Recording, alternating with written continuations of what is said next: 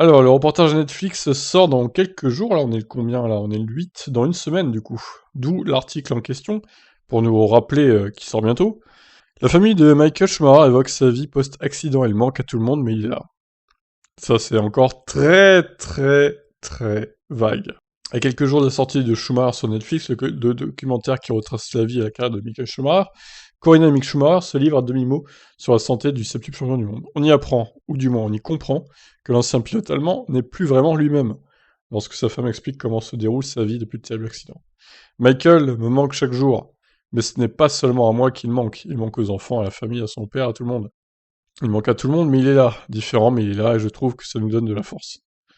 Ouais, en gros, l'ancien Schumacher n'est plus là, c'est un légume voilà, qui est présent physiquement, mais il est plus vraiment là, en fait. Il est pas conscient de ce qui se passe, par exemple pour son fils, quoi. La famille Schumacher s'est soudée autour de Michael après son accident, alors que l'accès aux personnes extérieures, à l'exception de Todd, a été totalement fermé pour que l'état de santé reste dans le domaine privé. Nous sommes ensemble, nous vivons ensemble à la maison, nous faisons de la thérapie. Nous faisons tout pour que Michael aille mieux, pour nous assurer qu'il vive confortablement et pour qu'il sente notre famille, notre lien. Quoi qu'il arrive, je ferai tout ce que je peux, nous le ferons tous. Nous continuons à vivre en famille de la manière que Michael aimait et aime encore. Nous continuons à vivre nos vies, le privé est le privé, disait-il toujours. C'est très important pour moi qu'il continue à avoir sa vie privée autant que possible. Michael nous a toujours protégés. Et maintenant, nous protégeons Michael. Oh, c'est beau. Mick Schumacher ne cache pas qu'il aimerait que son père soit encore présent de la manière dont il était avant, alors que le jeune pilote a atteint les fins cette année et a débuté avec Haas.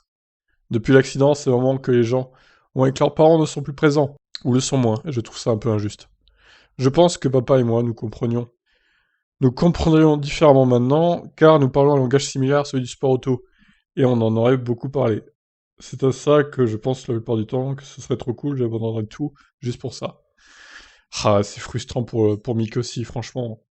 Je suis certain qu'il aimerait que son père soit comme avant, qu'il puisse réagir à ses courses, lui donner des conseils face au duel avec Mazepin, etc.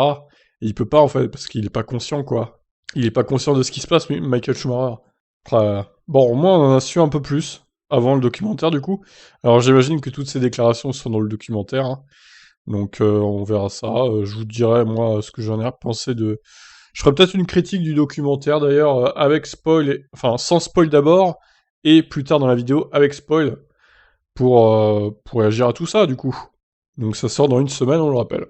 À voir. Bon, bah, pour une fois, ils ont été un peu plus loquaces que d'habitude, donc c'est bien. C'est bien qu'on sache un peu plus concernant Michael, même si ça reste toujours très vague, mais bon, on a compris que voilà, c'était un légume, quoi. Même si on se doutait un peu déjà. Ah, c'est triste, putain, c'est triste. Quelle fin. Je vous laisse réagir. Ciao, ciao.